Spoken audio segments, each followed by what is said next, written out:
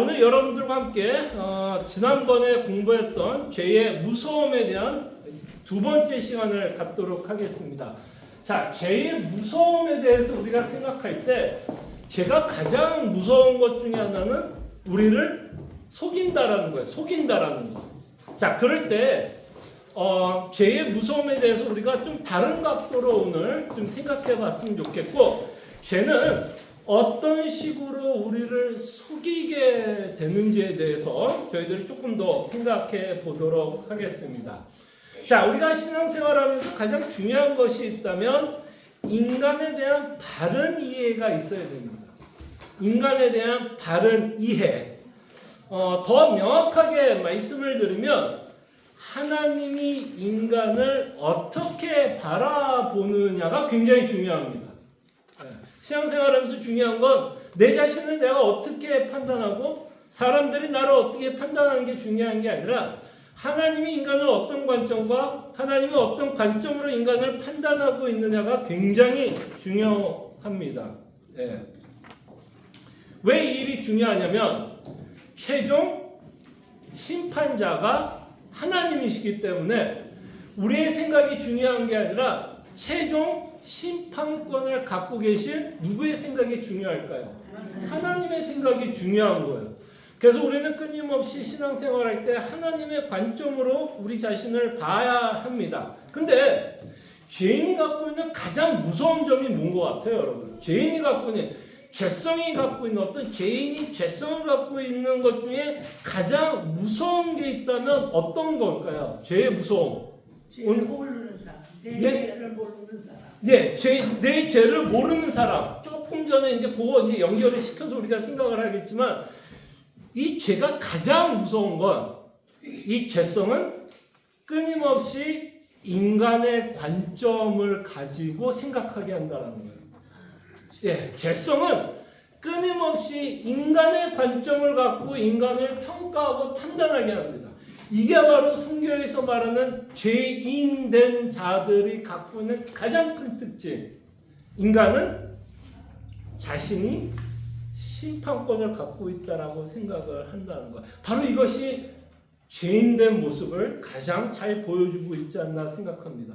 그래서 죄가 가장 무서운 건 뭐예요? 끊임없이 어떤 관점을 갖고 살아가게 해요? 인간의 관점, 내 경험, 내 상식. 사람들이 나에 대해서 뭐라고 이야기하는 데에 대해서 더 많은 관심을 갖지, 하나님이 나에 대해서 어떤 생각을 갖고 있는지에 대해서 덜 관심을 갖고 살아가게 한다는 것이 여러분과 제가 생각하는 죄의 가장 무서운 것이 아닐까 생각을 합니다. 그래서 우리가 살고 있는 이 시대는 이 죄의 무서움은 뭘로 나타나는지 아세요? 요새 이 미국 안에서도 그렇고 한국 안에서도 가장 중요하게 사용되고 있는 단어가 뭐냐면 인권인 것 같아요. 인권. 자, 인권이 없다는 얘기는 아닙니다. 인간의 권리, right가 없다라는 건 아니지만 이 인권이 자칫하면 누구의 관점보다 앞서갈 때가 있죠? 하나님의 관점. 하나님의 관점보다 인간들이 스스로 생각하는 관점에 더 관심을 갖고 살아가는 것을 보게 됩니다. 그래서 지금 미국 안에서도 가장 큰 인권에 관한 문제 중에서 가장 큰 이슈 중에 하나가 있으면 아마 1세들, 특히 여기 계신 어르신들은 별로 크게 이 문제를 와닿지 않을 거지만 여러분들의 자녀들은 이 문제 앞에 어마어마하게 노출되어 있는 상태에서 살아왔는데 그 중에 하나가 뭘까요? 젠더 이슈. 젠더 이슈에 대해서 제가 깊게 들어가려고 하는 건 아니지만 그 젠더 이슈에서 가장 중요한 건 뭐예요? 누구 관점이 중요한 거예요? 내 관점이 중요한 거예요. 내 관점. 그래서 어느 날 보건소를 가서 제가 얼전 케어를 가서 이제 서류를 쓰는데 이제 섹스 라인이 있잖아요. 메어, 피메어, 어쩌고 저쩌고 해서 진짜 한 대여섯 가지가 있고 그 다음에 이제 대여섯 가지 후에 그 다음에 마지막으로 뭐라 써 있는지 알아요? other. 그러니까 여기저기도 안 들어가면 이제 other이에요. 그러니까 그것도 이제 다 누구의 관점? 내 관점이에요. 내 관점. 자, 인권이 안 중요한 거 아닙니다. 충분히 인간이 갖고 있는 권리를 어떻게 세워주는 것은 굉장히 중요한데 이 인권이 너무 강하게 강조되다 보니까 최종 심판자가 누가 되는 거예요? 인간이 되고 있는. 여러 가지 이슈들을 저희들이 보게 됐는데, 감사합니다. 이런 모습들이 사실 죄로 인한 인간의 모습이라는 것을 저희들은 보게 됩니다. 그래서 우리는 인간이 갖고 있는 죄성을 너무 간과하면 안 됩니다. 진짜 이 죄는 너무나 무섭도록 우리 삶에 어마어마한 영향을 주고 있다라는 것을 우리는 보게 됩니다. 자, 이 죄의 무서움과 함께 여러분들과 함께 오늘 믿음에 관해서도 여러분들과 생각해 봤으면 합니다. 좀 고민이 이거예요. 우리가 믿는 이 믿음과 어쨌든 다른 종교도 믿는 내용이 있을까요? 없을까요? 사실 저희는 이제 이거를 우리는 기독교라고는 불러요. 우리도 믿는 내용이 있고 사실 어떤 종교도 다 믿는 내용이 있습니다. 그렇다면 다 믿는다고 하는데 어디서 차이가 날까? 어디서 차이가 날까요? 우리가 믿는 기독교랑 타 종교가 갖고 있는 그들이 믿고 있는 내용 가운데 아마 우리가 구별되는 부분이 있겠죠. 어딘가에 좀 구별되고 구분되고 분별되어야 되는 어떤 나눠지는 부분이 있을 텐데 과연 어떤 부분이 다른 종교와 우리가 믿고 있는 이 하나님이라고 하는 여호와라고 하는 신을 믿고 있는 것과 구별이 될까요? 사실 다른 종교도 다 뭘 믿죠? 뭘 믿는다고 그래요? 신을 믿어요. 그리고 다른 종교에서도 신을 믿으면서 그 신을 믿으면서 기분 좋을까요? 나쁠까요? 기분 좋을까요? 나쁠까요? 그들 나름대로 기쁨이 있겠죠. 위로가 있겠죠. 그리고 그들 나름대로 모든 신들 앞에 사람들은 뭐 하죠? 그 앞에 뭐예요? 보통 예배도 하고 물론 우리처럼 예배는 아닐 수 있지만 어떤 형태든 예배 형태가 있고 그러면 그 예배 형태 가운데는 뭐가 있을까요? 그 신을 향한 뭐가 있어요? 그를 향한 기도가 있을까요? 없을까요? 기도가 있죠. 기도 있죠. 기도 있어요. 네. 그리고 그를 향한 어떤 찬양, 경배 있을까요? 없을까요? 있죠. 그로 인한 뭔가 이 세상이 줄 수 없는 어떤 믿음. 위로와 그럴 사람은 믿음이지. 예, 그런 것들이 있다고 말할 수 있을까요? 없을까요? 저는 있다고 봅니다. 그렇지 않다면 그 수많은 사람들이 왜 그 신을 믿을까요? 분명히 믿는 데는 그 안에 어떤 이익이 있을까요? 없을까요? 있다라는 거죠. 그리고 그들도 자기가 믿고 있는 신이 자신과 함께한다고 얘기할까요? 안 할까요? 그들이 믿는 알라 함께한다고 해요? 함께하지 않는다고 그래요? 함께한다고 합니다. 그렇게 이 신이라고 하는 존재가 나와 함께하고 있다는 것 때문에 그 사람들은 기쁨이 있을까요? 없을까요? 있죠. 그 나름대로. 예. 뭐 그 나름대로도 아니든 기쁨이 있죠. 근데 지금까지 했던 얘기를 곰곰이 들어보면 뭔가 우리가 믿고 있는 내용과 좀 틀린 데가 있죠.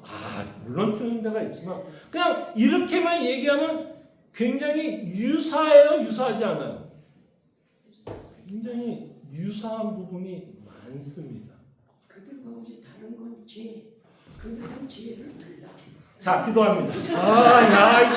권사님 그렇게 얘기하면 제가 힘이 확 빠지고 아니 이 성경 보면 저만 합니다. 저만 정답을 얘기해야 되고 저만 잘난 척을 해야 되는데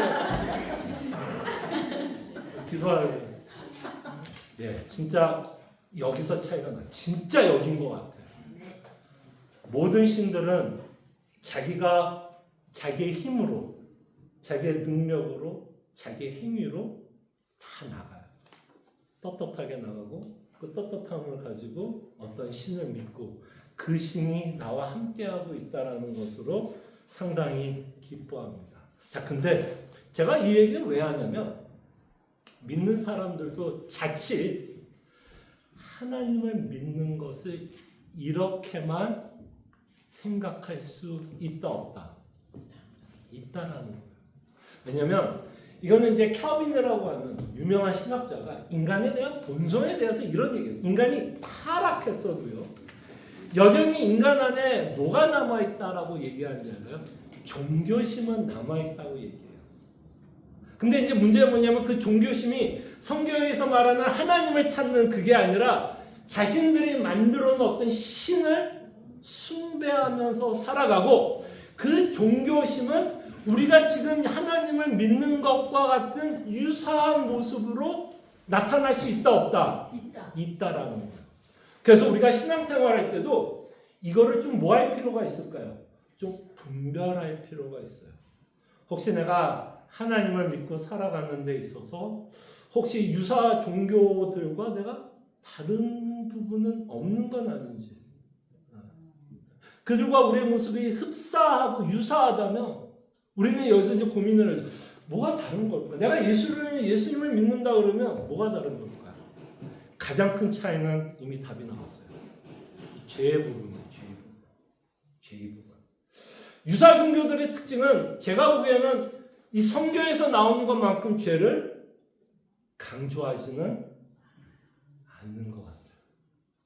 혹시 제가 모르는 유사 종교 가운데 정말 죄를 굉장히 강조하는 것이 있다면 말씀해 주시는데, 제가 살펴봤던 유사 종교들은 죄에 대한 강조가 별로 없어요. 그리고 죄의 강조를 해도 그 죄를 누가 해결하는 것처럼 강조를 할까요? 본인 스스로가 해결할 수 있을 것 같이 가리키고 있는 것을 보게 됩니다.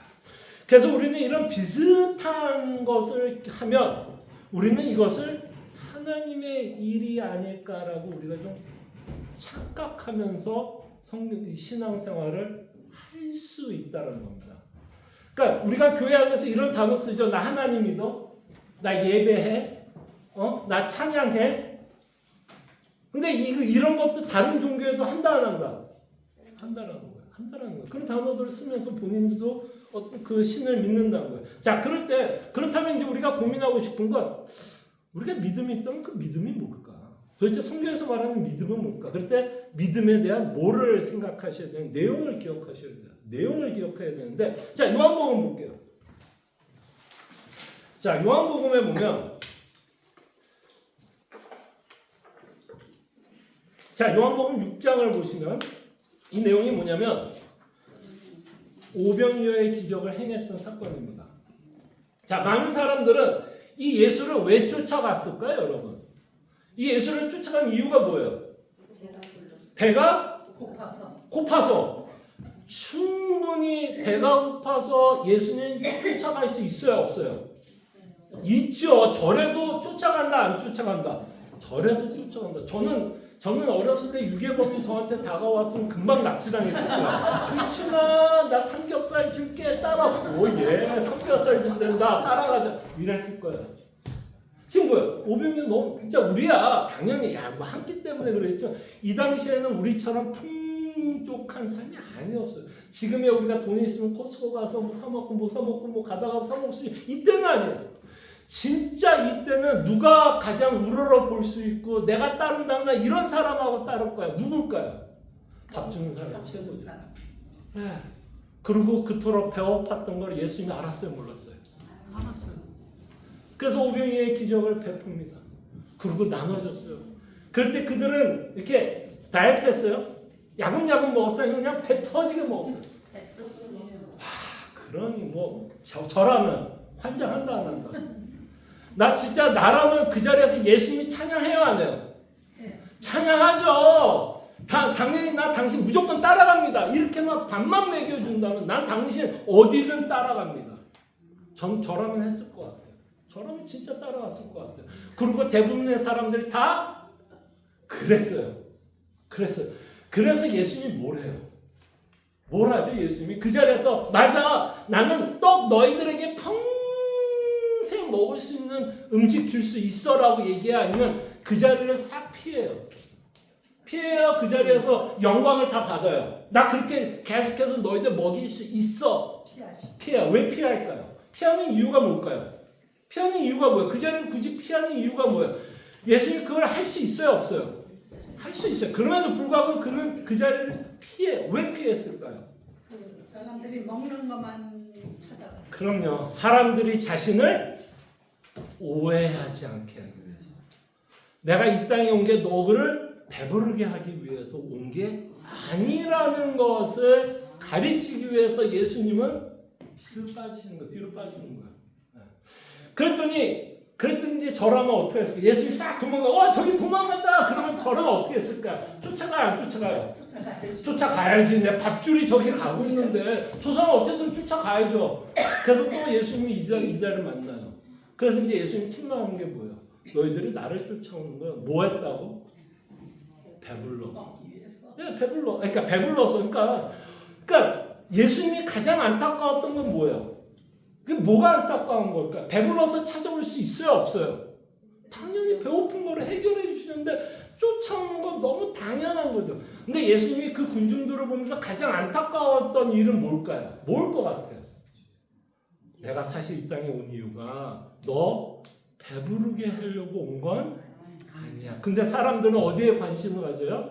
배부르는 거. 그게 바로 인간이 갖고 있는 가장 큰 문제점이에요.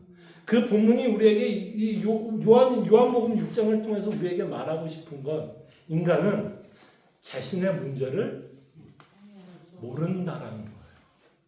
인간은 다시 한번 말할게요. 인간은 자신의 문제를 몰라요. 그리고 알고 있다면 뭐를 가장 큰 문제로 삼는 거예요? 배고픈 것. 배고픈 것.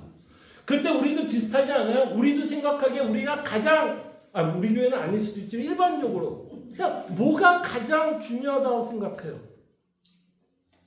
뭐가 가장 중요한 문제로 생각해요? 이 땅에 살아가는 것을 가장 중요하게 생각하지 않을까요? 그렇다면 우리도 이런 군중과 좀 다르지 않을 수 있다는 거예요. 자, 그거에 대해서 이제 예수님 요한복음 6장 28절과 29절에 이렇게 말합니다. 이제 하도 예수님이 책망을 하니까 제자들을 책망하고 모인 사람들을 책망하니까 이제 대화가 오고 합니다. 그들이 묻대. 이 그들은 누굴까요? 제자들이에요. 예수님을 3년 동안 열심히 따라다녔던 제자들. 그들이 묻대 우리가 어떻게 하여야 하나님을 일을 하오리까?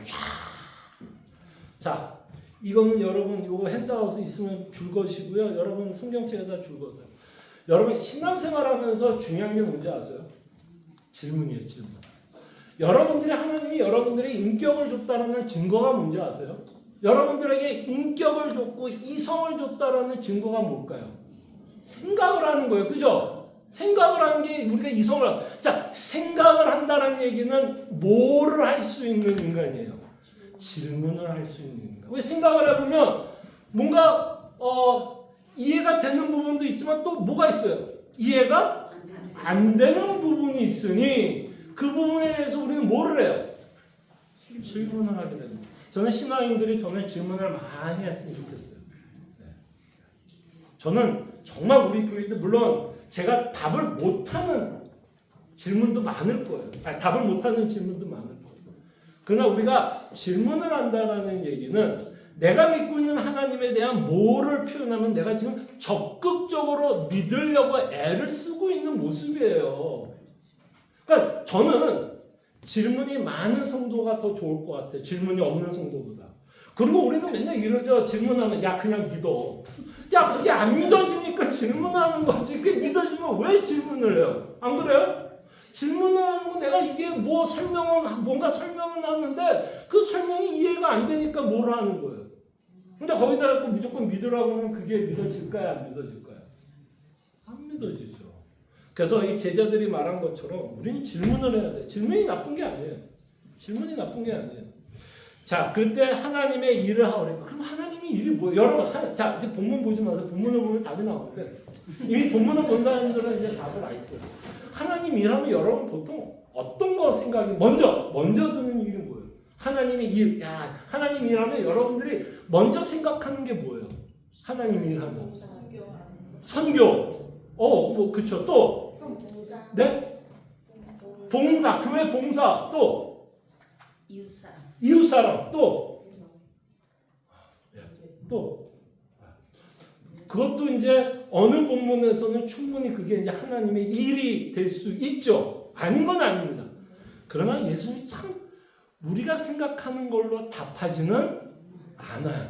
여러분이 생각하기엔 봉사, 교회에서 예배, 성경 읽고 기도 뭐 선교, 목사 되는 거, 뭐 장로 되는 거 이게 하나님의 일이라고 우리가 생각할 수 있는데 적어도 이 구절은 그렇게 대답하지 않아요.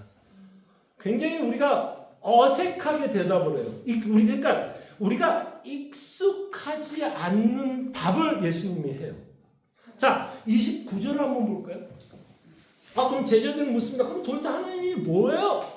라고 물으니까 예수님이 뭐라 그래요? 자, 한번 29절 같이 읽어보죠. 예수께서 대답하여 이르시되 하나님께서 보내신 이를 믿는 것이 하나님의 일. 하나님을 믿는 게 하나님의 일이에요. 그러니까 여러분 장로 안 돼도 하나님의 일을 할 수 있어요, 없어요? 목사 안 돼도 하나님의 일을 할 수 있어요, 없어요? 봉사 안 해도 하나님의 일을 할 수 있어요, 없어요?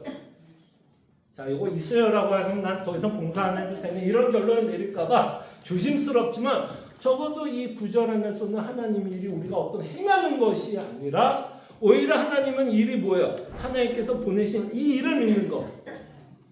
그러니까 우리가 뭐를 하는 게 아니라 지금 예수님은 제자들한테 뭐를 해요? 뭘 얘기하는 것 같아요?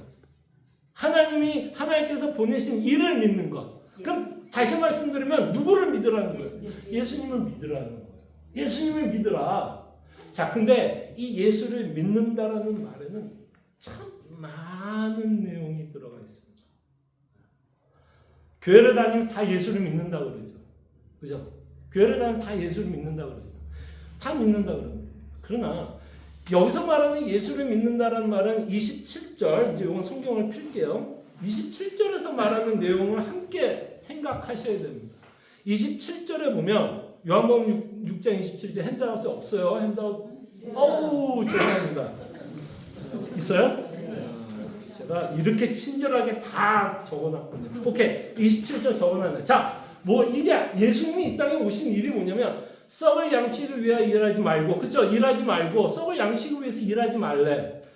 영생하도록 있는 양식을 위하여 하라. 그러니까 하나님의 일이 뭐예요? 예수를 믿는 건데 예수님이 이 땅에 오셔서 하시려고 했던 일이 뭐예요? 썩은 양식을 너에게 주려고 하는 게 아니라 뭐를 주려고? 영생을 주도록 이 땅에 오셨단 말이에요. 근데 이제 우리가 이제 뭐를 좀 이해해야 되냐면 영생이라고 했을 때 뭐가 전제되죠? 영원한 생명 안에라고 하는 이 단어 안에 뭐가 전제되어 있을까요? 왜 우리가 예수를 믿어 영생을 얻어야 되죠?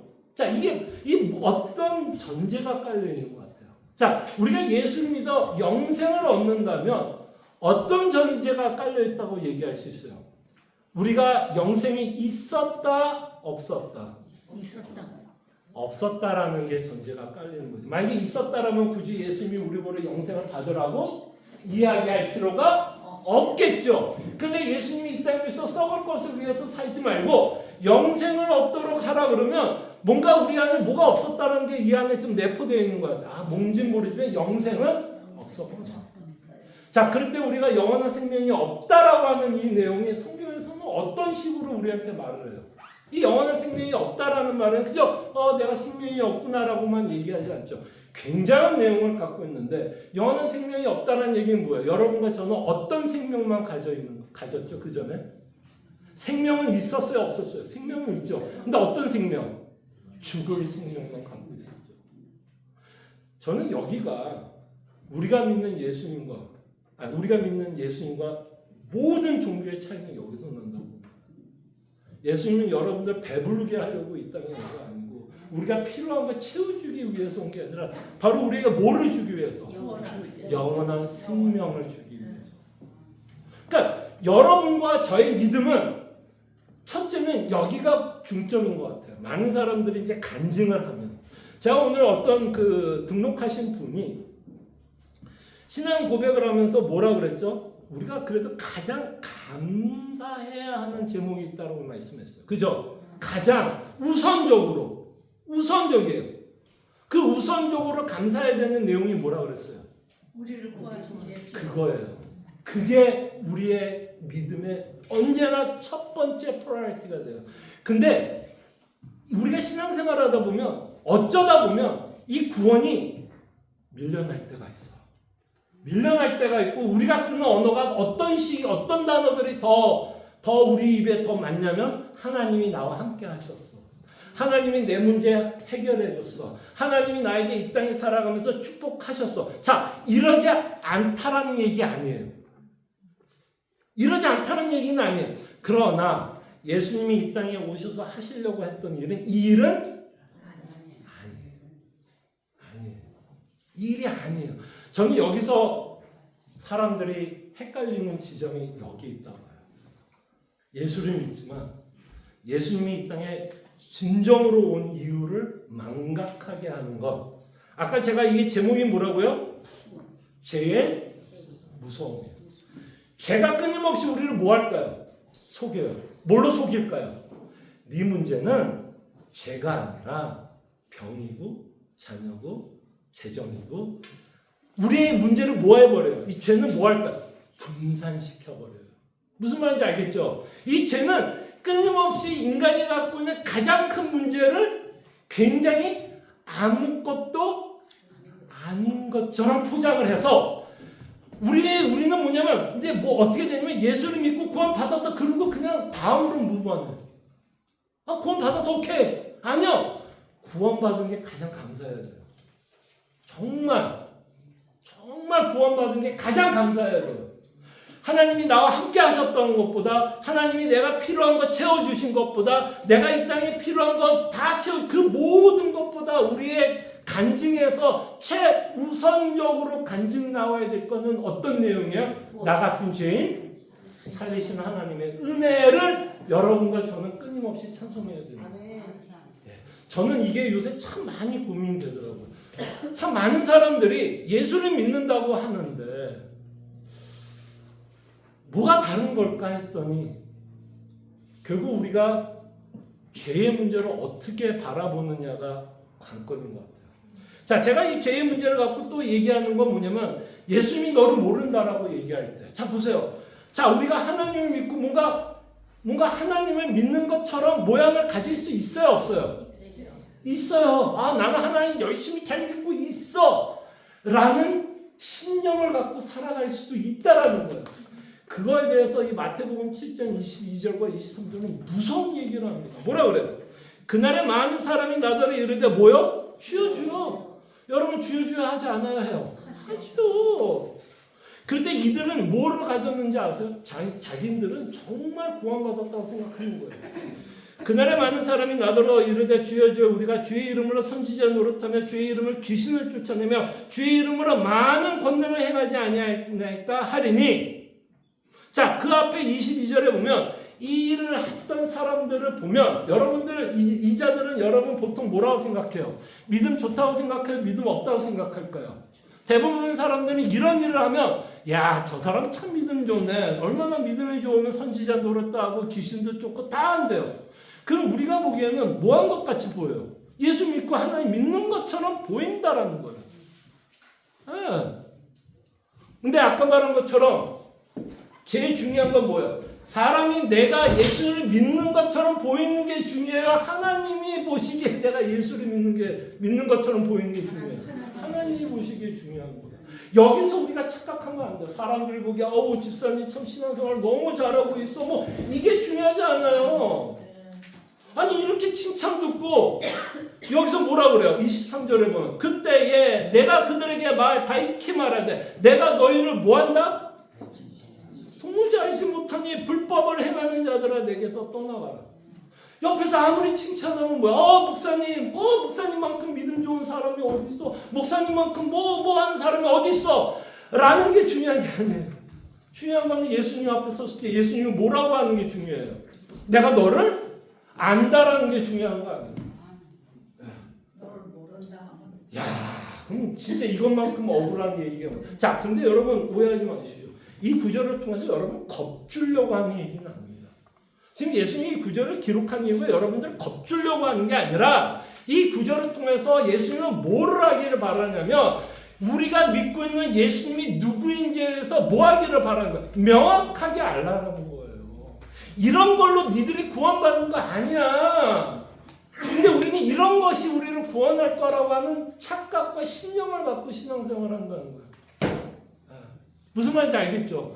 그래서 우리는 신앙생활 할 때 이거를 끊임없이 우리는 뭐 해야 돼요? 점검해야 돼요. 내가 어떻게 구원을 받지? 내가 믿고 있는 예수님이 누구지? 그리고 성경에서 말하는 죄는 뭐지? 이거에 대한 끊임없는 여러분과 제가 끊임없는 뭐가 있어야 돼요?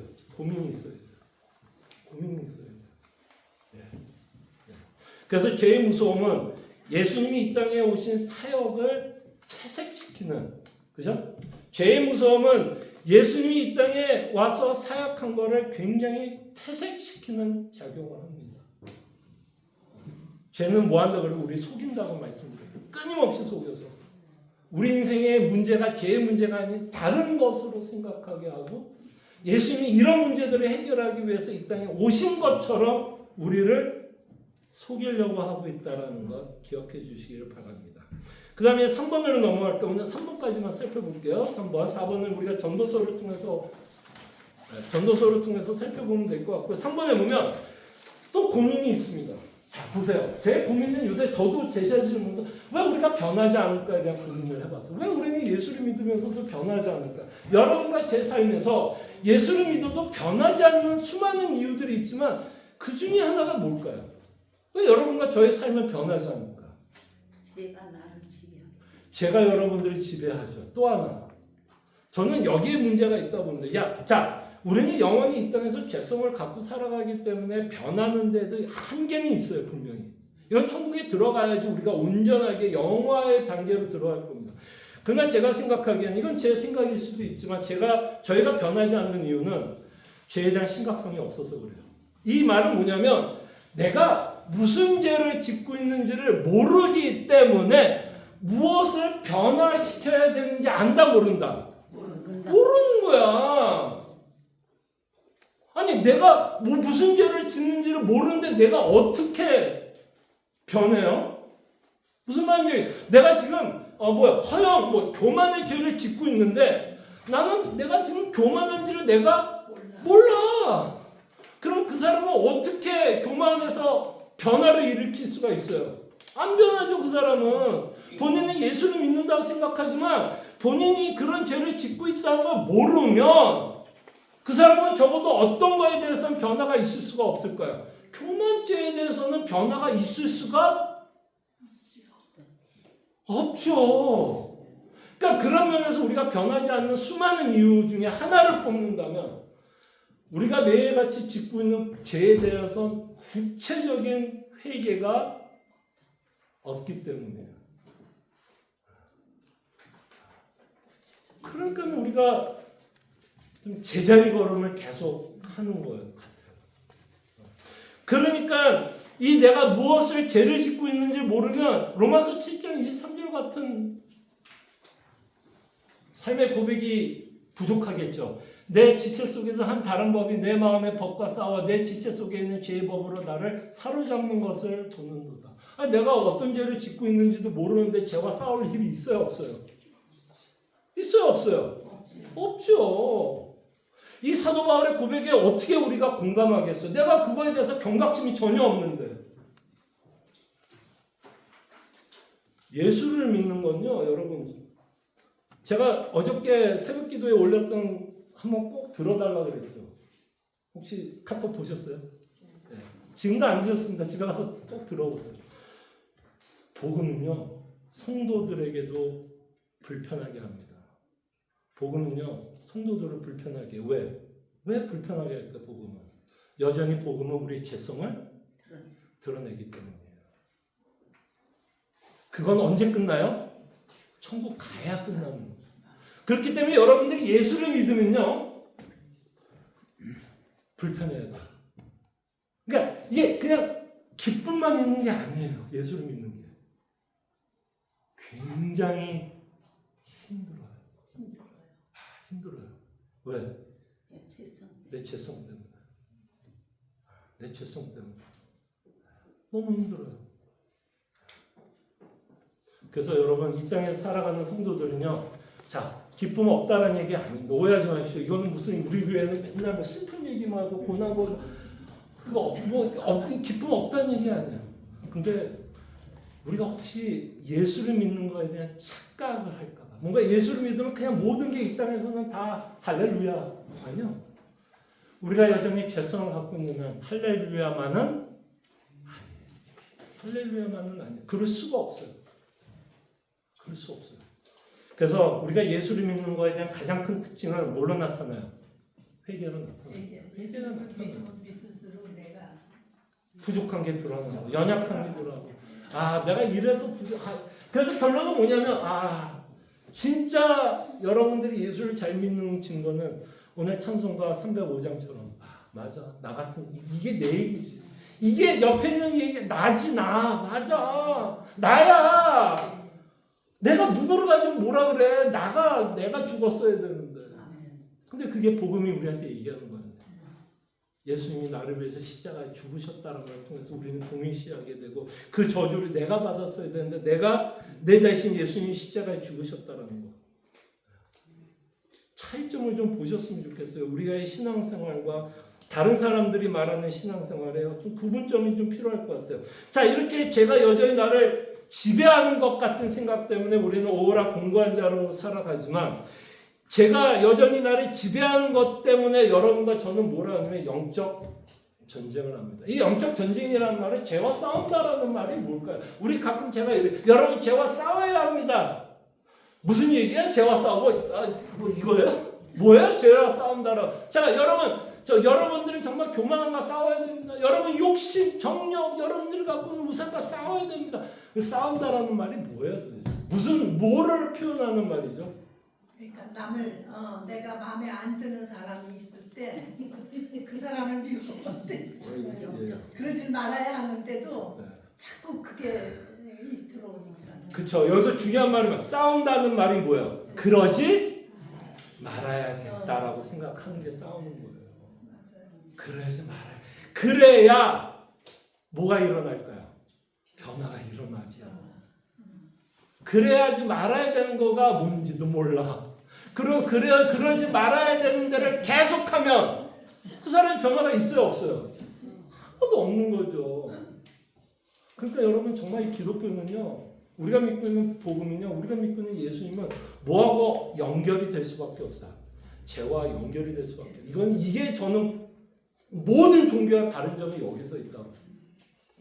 죄의 문제를 심각하게 얘기하죠. 그러나 우리에게는 소망이 있어요, 없어요? 있어요. 왜? 예수님이 계시니까. 예수님이 계시니까. 우리는요, 이렇게 마음은 아프지만 심판은 받아야 안 받아요? 심판은 안 받아요. 마음은 좀 아파요. 내가 그러지 못하는 것 때문에. 그러나 심판은 없어요. 그러니까 사도 바울이 로마서 7장에서 뭐래? 감사하다고 그러죠. 감사하잖아. 그러면서 로마서 8장이 시작하는 거예요. 그러므로 예수 그리스도는 문제는 결코 정죄함이 없다. 그 구절이 감사하려면 여러분 삶 가운데 뭐가 있어야 돼요? 죄와 싸움이 있어야 돼요. 여러분들이 처절하게 죄 앞에서 무너지면서 왜 나는 이거밖에 못할까? 처절함, 그 처절함이 있을 때 로마서 8장 1절만큼 정말 뿔 같은 구절도 없을 겁니다. 자, 우리가 믿고 있는 내용은 뭐예요? 죄와 연결된다. 우리의 믿음은 죄와 연결되고 이 죄 때문에 예수님이 이 땅에 오셨고 죄의 문제를 해결하기 위해서 이 땅에 오신 것이 예수님의 최우선 사역이라는 것을 기억해 주시고 이 죄의 무서움은 뭐예요? 끊임없이 여러분들을 뭐 하려고 그래요? 속이려 든다. 나는 죄인이 아닌 것처럼 죄의 문제가 별거 아닌 것처럼 끊임없이 여러분들을 속이려고 하니까 거기에 절대로 속지 마시기를 바랍니다. 기도할게요. 사랑하는 내